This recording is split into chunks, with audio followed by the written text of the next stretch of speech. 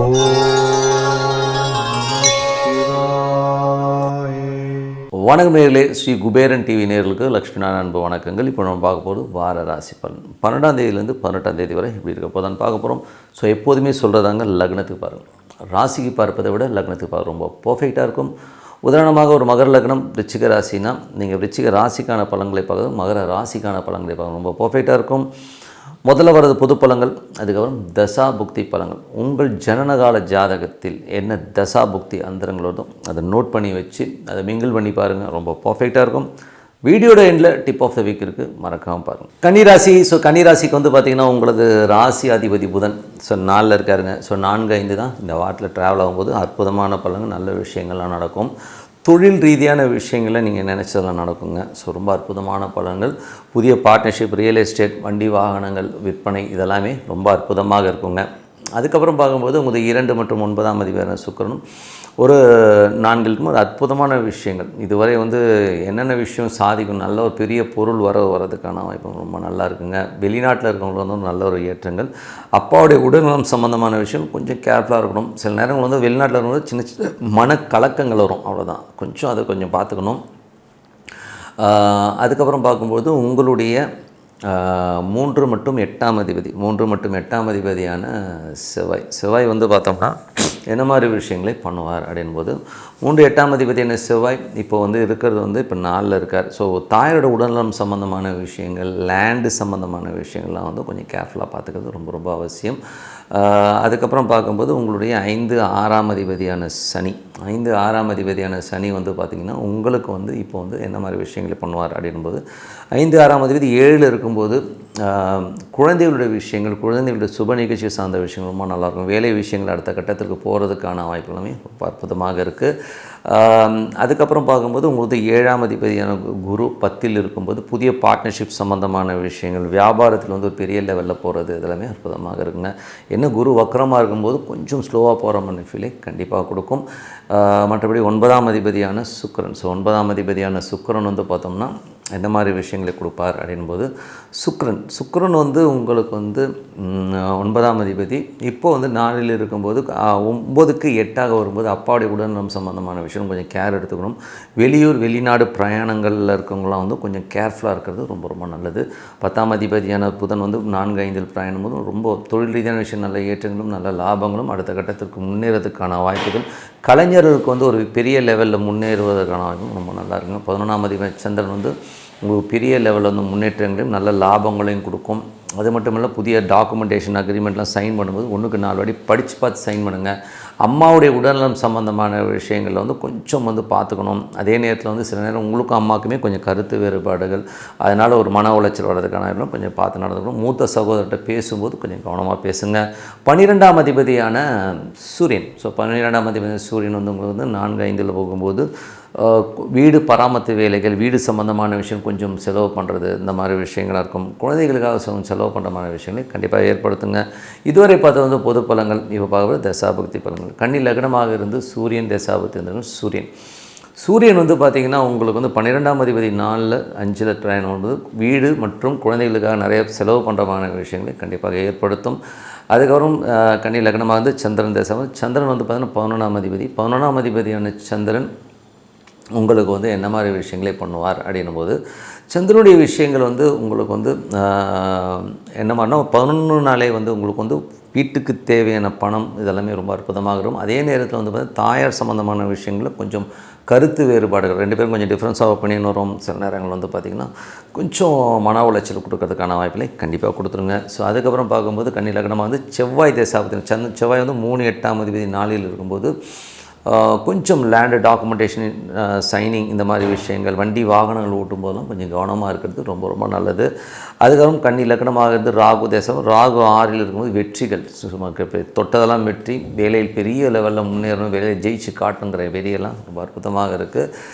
கன்னி லக்னமாக இருந்து குரு தசாபுத்தி அந்தரங்கள். குரு வந்து உங்களுக்கு வந்து 7ஆம் அதிபதி 4-7ஆம் அதிபதி 10ல் இருக்கும்போது தொழில் ரீதியான விஷயங்கள் வந்து ஒரு பெரிய லெவலில் வரணுங்கிற எண்ணங்கள் எல்லாமே கண்டிப்பாக கொடுத்துரும்.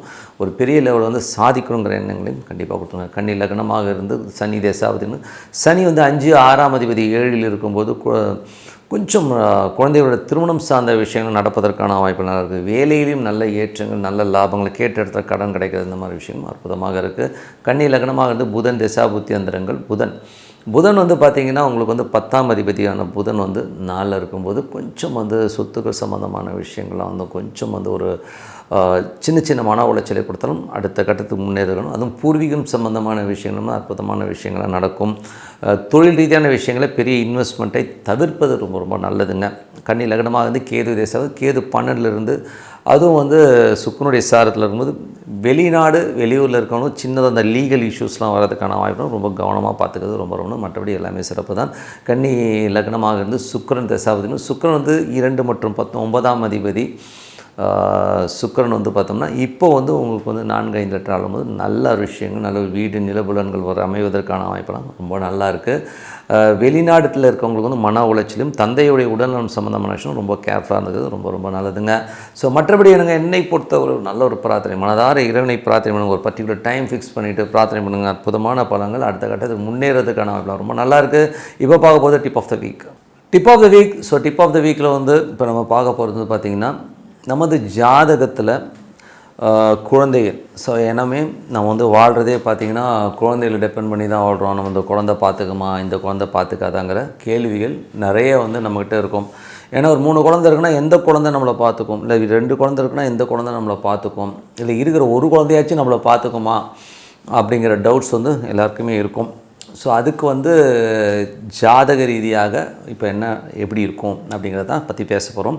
ஒரு ஜாதகத்தில் 5ஆம் அதிபதி, ஸோ 5ஆம் அதிபதி வந்து எப்படி இருக்கார், ஸோ அவருடைய சூழ்நிலையை வச்சு தான் வந்து அந்த குழந்தைங்கிற ஒரு விஷயத்தை வந்து நம்ம எடுக்க முடியும். ஸோ 5ஆம் இடம்ங்கிறது முதல் குழந்தையாகும், 7ஆம் அதிபதிங்கிறது வந்து 2ஆம் குழந்தையாகும், 9ஆம் அதிபதிங்கிறது 3ஆம் குழந்தையாகவும் வச்சு தான் பார்ப்போம். ஸோ உதாரணத்துக்கு வந்து 5ஆம் அதிபதி வந்து ஒரு சுக்கிரன் 3ஆம் இடம் சொல்லுவோம். ஸோ 3ஆம் இடத்துல இருக்குன்னா அப்போ வந்து 4க்கு 3 இருக்கும்போது இந்த குழந்தை பிறக்கும்பொழுது தாயார் வந்து கொஞ்சம் நிறைய கஷ்டங்களையும் தாயாரை விட்டு பிரிஞ்சு இந்த குழந்தைகள் இருக்கிறதுக்கான வாய்ப்புகளை கொடுத்துருவோம். அதுக்கு அந்த குழந்தைக்கும் அதுக்கும் வந்து நிறைய டிஃப்ரென்ஸ் ஆஃப் ஒப்பீனியன் வரும், நிறைய சிக்கல்கள் இருக்கும். அதே மாதிரி விருச்சிக ராசியில் வந்து ஒரு குழந்தை பிறக்குதுன்னு வச்சுப்போமே. ஏன்னா அந்த விருச்சிகம்ங்கிறது வந்து ஒரு தேல். ஸோ தேல் வந்து என்ன ஆகும்னா உங்களுக்கு வந்து அது குட்டி போடும்போது வயிறு வெடித்து தான் வந்து அந்த குட்டியே போடும். ஸோ ஒரு இறப்புக்கு நிகரான ஒரு கண்டத்தையோ இல்லை மன உளைச்சலையோ வந்து தாயாருக்கு வந்து அந்த விருச்சிக ராசிக்கில் பிறக்கிற அந்த குழந்தை வந்து அந்த தாயார் கொடுக்கும் அந்த பிறந்த டைமில்.